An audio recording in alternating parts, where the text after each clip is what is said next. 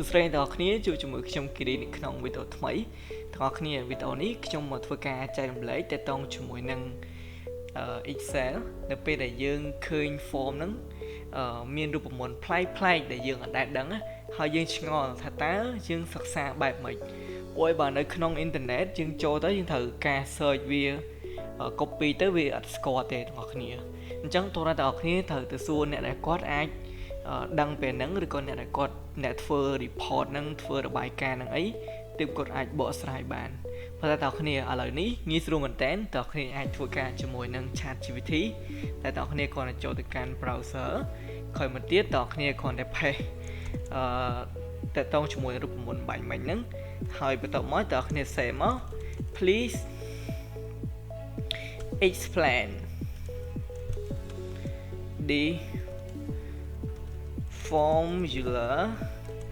in Excel អញ្ចឹងបន្តមកទៀត ChatGPT នឹងធ្វើការ interpret ឲ្យទាំងអស់គ្នាអញ្ចឹងងាយស្រួលមែនតើអ្នកនរដែលយើងអាចរៀនបានពី ChatGPT នឹងមិនថាទៅសួរសំណួរបានទេ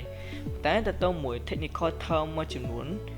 យើងអាចសួរបានទៀតដូចជាករណីរូបមន្ត Excel នេះអញ្ចឹងយើងទៅមើលការបកស្រាយរបស់វាមួយខាងលើបងប្អូនអញ្ចឹង is C7 ស្មើទៅទេអញ្ចឹង Excel បងប្អូនដឹងហើយអាចចុចសញ្ញា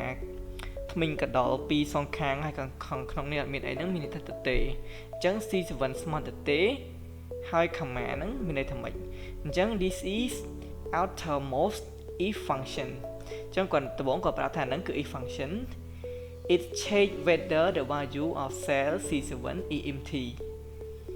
if it is then the formula will return empty string if the C7 is not empty it will move to next part of formula អញ្ចឹងតោះគ្នាមានន័យថាបើសិនជាកន្លែងហ្នឹងអត់ empty ទេវានឹង move ទៅជាអីផ្សេងមួយទៀតទៅ move ទៅ next formula ណាទៅរូបមន្តឬក៏ទៅ condition បន្ទាប់ទៀតទាំងអស់គ្នាមានន័យអញ្ចឹងណាអញ្ចឹងយើងត្រឡប់មកមើល Excel យើងបន្តិចទាំងអស់គ្នាយើងមើលនេះគឺជា C7 នេះទាំងអស់គ្នា C7 ណាហើយអញ្ចឹង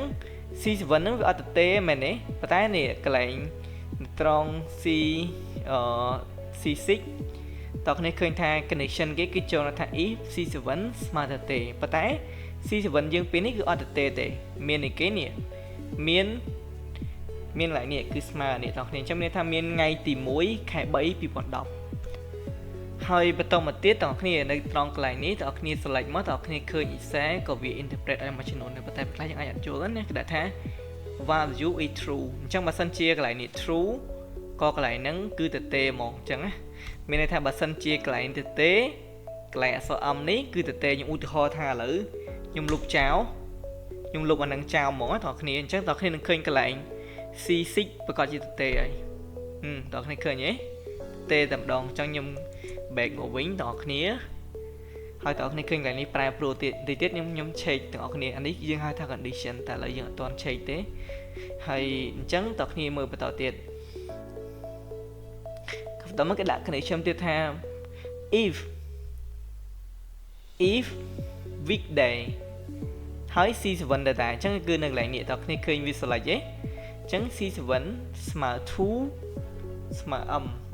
អញ្ចឹងយើងត្រូវទៅមើលនៅក្នុង ChatGPT ថាតើវា explain មិន C7 ស្មើ 2 នោះមានន័យថាម៉េចកន្លែង cell 7 ហ្នឹងណាអូខេ cell C7 ស្មើ 2 នៅត្រង់ ChatGPT បកស្រាយថានេះទី2ណា if weekday C7 ស្មើ 2 ថ្មិញកដល M ថ្មិញកដល M អូខេគឺស្មើ M អូខេតើអ្នកគ្នាអញ្ចឹង this part of formula use weekday function អញ្ចឹង weekday នេះគឺជា function មួយដែរតើអ្នកគ្នាជា weekday function មានន័យថាគឺជាមុខងារមួយឈ្មោះថា weekday តែម្ដង to determine កំណត់ day of the week គឺកំណត់ថ្ងៃនៃសប្តាហ៍មានន័យអញ្ចឹងណា day of the week ហើយ corresponding to the date of cell C7 the weekday function return a number from 1 to 7 អញ្ចឹង1 to 7 នេះគឺ represent Monday to Sunday ទាំងអស់គ្នាតែខ្ញុំគិតថាវាអាច មានភាពខុសគ្នារវាង0 to 6 or 1 to 7 ប៉ុន្តែយើងនឹងសិក្សាបន្ថែមទៀតអញ្ចឹង where is 1 replace Sunday អញ្ចឹងអ្នកនរគ្នា number 1 គឺ Sunday ហើយ number 2 គឺ Monday អញ្ចឹងហើយជាមូលហេតុដែលនៅត្រង់រូបមន្តនៅក្នុង Excel របស់យើងគេដាក់ថា C7 ត្រង់នេះមានតម្លៃស្មើ2គឺស្មើថ្ងៃច័ន្ទអញ្ចឹងយើងទៅបន្តទៀតនៅក្នុង ChatGPT ហើយបន្តមកទៀតយើងដាក់ថា in this part out the formula it change if weekday is 2 Monday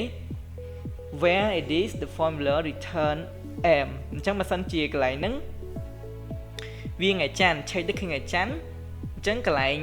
ងនេះហ្នឹងគឺ replace ដោយអក្សរ m តែម្ដងគឺអក្សរ m តែម្ដងតគ្នានៅត្រង់នេះណាហើយបើសិនជាករណីនេះអញ្ចឹងវាកំណត់ថា indicating Monday ដែលមានន័យថាថ្ងៃច័ន្ទមានន័យអញ្ចឹងណា if not the proceed go to next part អញ្ចឹងបើសិនជា not វា go to next part សួរថាម៉េចទៅគឺសួរថា weekday ស្មើ3អញ្ចឹង3ពេលនេះគឺ Tuesday ហើយបើសិនជា4គឺ Wednesday ហើយបើសិនជា5គឺ Thursday ហើយនឹង6គឺ Friday អញ្ចឹងដោយសារតែថ្ងៃគេមានថាថ្ងៃសុក្រហើយបើសិនជាគេចងនៅត្រង់ចំណុចនេះដាក់ថា Saturday ឬក៏ចំណុចនេះ Sunday គេអាចដាក់ពី condition ទៀតមាន7អីចឹងទៅហើយនឹងមាន1ចឹងទៅបងប្អូនគ្នាក៏ប៉ុន្តែដោយសារតែសៅរ៍អាទិត្យគេអត់ដាក់ទេអញ្ចឹងគេរំលងវាចោលតែម្ដងបងប្អូនគ្នាតោះនេះអញ្ចឹងវាល្អមែនតើបងប្អូនគ្នាដែលយើងអាចទៅមើលការ interpret របស់ ChatGPT ហើយអញ្ចឹងនៅត្រង់ condition 3 4 5នេះគឺការ explain ដូចគ្នាទេបងប្អូនគ្នាយើងគ្រាន់តែចាំយើងគ្រាន់តែមើលយល់កន្លែងនេះកន្លែងទី1និងទី2យើងអាចយល់រូបមន្តនឹងបានដែរអញ្ចឹងខ្ញុំជឿថាដំបូងបើសិនតែអ្នកគ្រាន់តែមើលទៅលើរូបមន្តហ្នឹងគឺវា seem very complicated វាមើលទៅស្មុគស្មាញមែនតើសូម្បីតែខ្ញុំអាចនិយាយថាជាអ្នកដែលស្រាវជ្រាវច្រើនទៅលើ Excel ក៏ប៉ុន្តែក៏ខ្ញុំមើលរូបមន្តនឹងបន្តិចក៏មើលអត់យល់ដែរគ្រាន់វាមានការ explain ពី ChatGPT ធ្វើឲ្យខ្ញុំងាយស្រួលមែនតើអញ្ចឹងវីដេអូនេះមិនមែនមកប្រម៉ូទ ChatGPT ទេប៉ុន្តែចង់បញ្ជាក់ដល់អ្នកថាឥឡូវនេះគឺយើងអាចសួរ ChatGPT ឲ្យ interpret នៅរូបមន្តដែលអ្នកអត់យល់បាននៅក្នុង Excel ណាអូខេអញ្ចឹងនៅក្នុងវីដេអូនេះមានតែប៉ុណ្្នឹងទេអ្នកហើយអរគុណដល់អ្នកចំពោះការតាមដានទស្សនាវីដេអូនេះកុំភ្លេចជួបគ្នានៅវីដេអូក្រោយជាមួយនឹង Tech Ed